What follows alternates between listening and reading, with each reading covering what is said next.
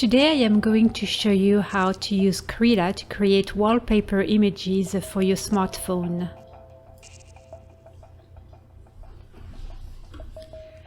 Before the start, you need to find out the resolution of your phone. Type the name and the model in the search bar and ask for the resolution.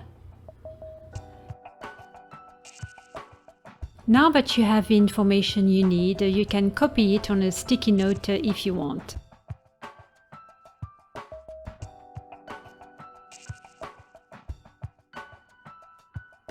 Open KRITA.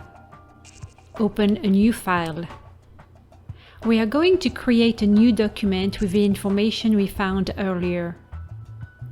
I'm going to move this to the side, this way I can bring out the sticky note.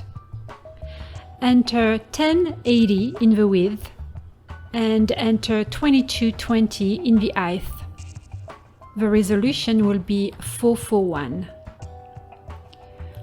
Before to move on, make sure that your document is set to RGB. This will ensure that you get the best image quality. I know some of you work in CMYK for printing purposes, so if you are one of these people, just remember to switch back to RGB before you continue. If you are going to create more wallpapers in the future, you may as well just save these settings. Name your preset and hit save.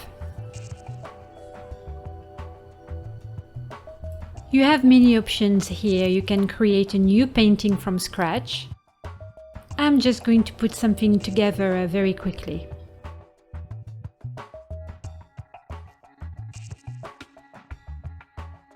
I don't know about you, but I really think that smartphone wallpapers look better with colorful backgrounds. So let's add some panache to this picture. Click on the background to activate it. To fill it with a solid color, use the shortcut Shift plus Backspace on your keyboard. You could also use a gradient or even a pattern if you wanted. Your options are limitless. Your other options are to import images to this new canvas.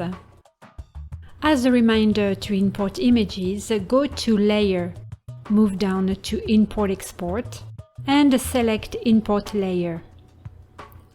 Now select whatever you have available, a drawing, a painting, or a photograph. Here again, your options are limitless.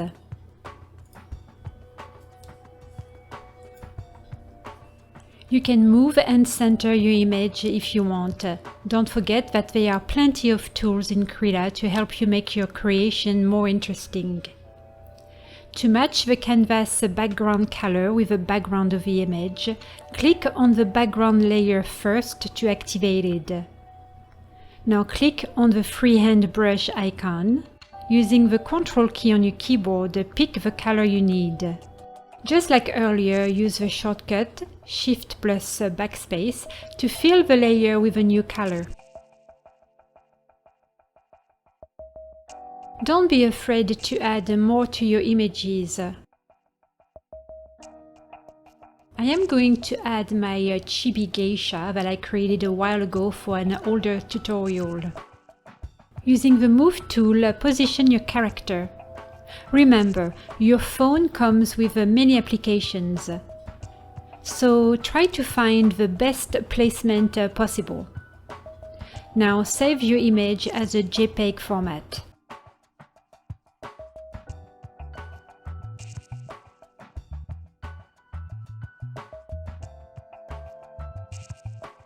I understand that the way I am about to show you is not the best, but it's simple and it works. I have installed the Google Fi Message application on my desktop computer. This application basically allows me to text from my computer. I just need to start a chat room with my cell phone number, add my picture as an attachment, and hit send. My phone will notice me that I have received a new message.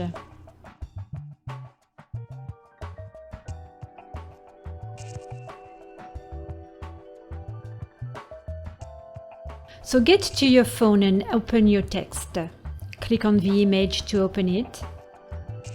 Hit the download button. The picture is now downloaded into your phone.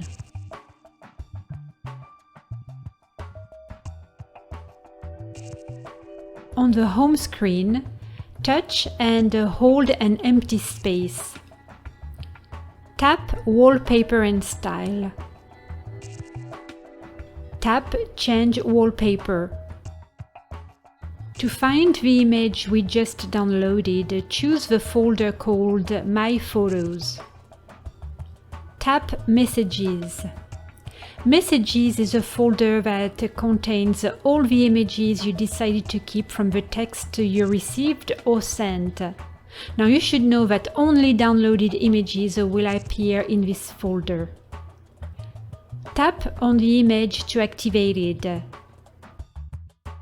Tap on the two arrows icon to preview your wallpaper. Now tap on Set Wallpaper. You can choose to set your wallpaper only for the home screen, the lock screen, or both. I'll choose both. A message will appear telling you that the wallpaper was set successfully. And you are done! You have personalized your phone with one of your very own creations. We are done for today. I hope this tutorial was fun to watch. If you had a chance to try, please tell us in the comment area what wallpaper you created. I will see you next time for another fun project. Until then, have a great summer.